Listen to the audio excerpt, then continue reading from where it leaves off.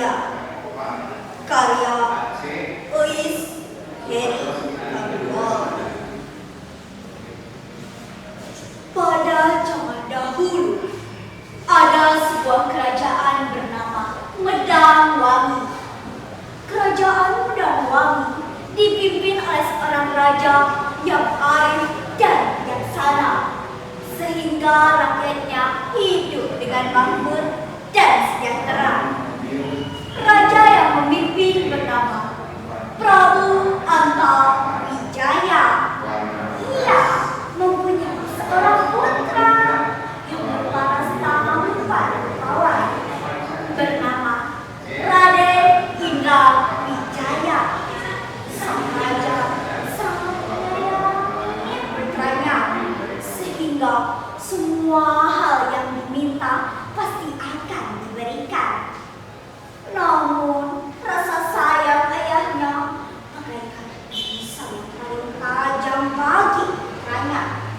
Raden Indrawijaya tumbuh menjadi seorang yang rakus dan pemalas. Sang raja sangat khawatir kepada anaknya. Ia ragu anaknya dapat memimpin kerajaan yang langgang. Kemudian raja pun berpikir keras. Ia menyampaikannya kepada permaisuri. Setelah idenya disetujui oleh permaisuri, ia pun memanggil Raden Indrawijaya dengan satu mati kepercayaannya. Sang raja menyuruh mati kepercayaannya untuk berpura-pura menjadi calon raja di masa depan. Kemudian Raden Indrawijaya pun tiba dan menghampiri ayahnya. Sambil memeluk putranya, sang raja berkata, "Putraku, ini adalah calon raja di masa depan," ucap sang raja sambil menunjuk pada sang pati. Mendengar hal itu, ia tidak terima, marah tak karuan. "Ayahanda, aku tak terima. Bukankah seharusnya aku yang menjadi calon raja?" protesnya. Sang raja pun menjawab dengan tegas, "Anakku, ayah sangat khawatir bila kamu diberi tanggung jawab yang sangat besar. Apalagi ini soal memimpin kerajaan. Namun, jika engkau tetap ingin menjadi raja, buktikanlah bahwa kau pantas menjadi raja. Rubahlah dirimu dan bawakan aku 7 pusaka sakti milik Eyang Suramanggala di padepokan Puncak Mani. Ayahanda beri waktu 1 tahun untuk kau pergi menuntut ilmu. Setelah 1 tahun, kembalilah ke kerajaan." Mendengar hal itu, Raden Indrawijaya berpikir sejenak, lalu mengiyakan permintaan tersebut. Perjalanan Raden Indrawijaya tentu saja dimulai dengan tekad yang bulat. Meskipun kini tubuhnya tidak bisa lagi dimanjakan, keringat bercucuran, kakinya pegal, punggungnya sakit, dan perut menahan roncongan. Ia pun berkata, "Tak terasa sudah siang hari ya. Lebih baik aku beristirahat dulu di bawah pohon itu." Kemudian ia pun istirahat di bawah pohon beringin yang sangat indah dan membuka kotak makanannya, lalu makan dengan lahap. Selesai makan, matanya pun mulai mengantuk. Tiba-tiba terdengar suara harimau. Aku mencium bau manusia. Kebetulan sekali aku sedang lapar. Di mana manusia itu?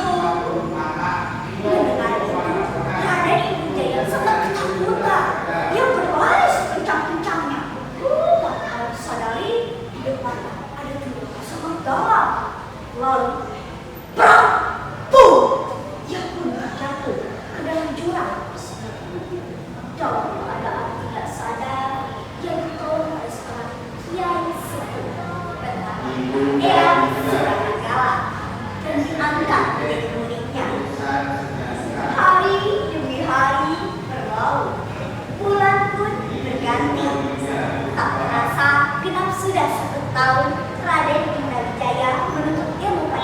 Suramanggala. Kemudian Eyang Suramanggala pun memanggil Raden Indrajaya.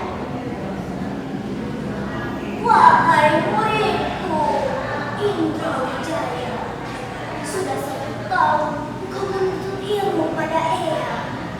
Kini sudah tiba waktunya untuk kembali ke kerajaan.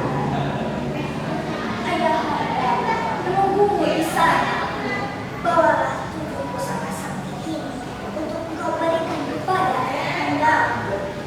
Lalu Eyang Suramanggala memberikan gunungan kertas kepada Raden Indrajaya. Baiklah Eyang, tapi bolehkah Ananda bertanya apa isi pusaka sakti ini supaya Ananda bisa menjelaskan kepada ayahanda? Baiklah, Eyang akan menjelaskan. Dengarkan baik-baik. Pusaka ini berisi tentang tuntunan kehidupan, yaitu 7 kebiasaan manusia di dunia yang apabila dilakukan akan mendapatkan kesehatan yang jasmani dan rohani, serta selamat dunia dan akhirat. Pertama, bangun pagi. Dengan bangun pagi, manusia akan terhindar dari sifat pemalas. Kedua, beribadah. Dengan beribadah, manusia dapat mendekatkan diri kepada Tuhannya sehingga mengontrol hawa nafsu dan menjauhi perbuatan yang tidak baik.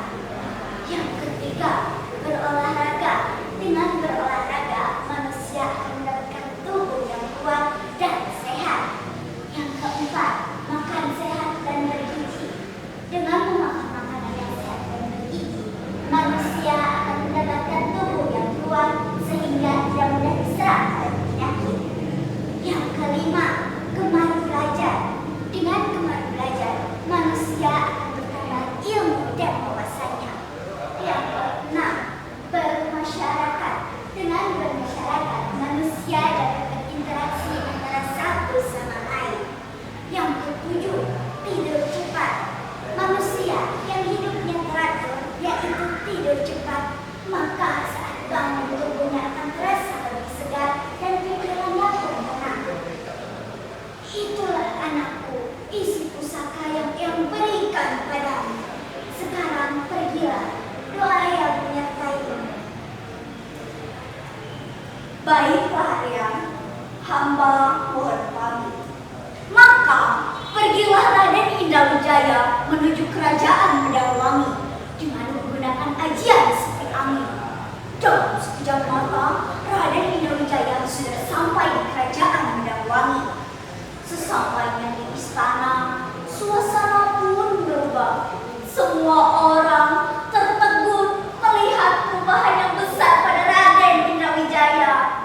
Sang raja yang telah lama menanti dengan penuh rasa cemas kini menunggunya di balairu istana. Raden Indrajaya pun menyerahkan pusaka yang diberikan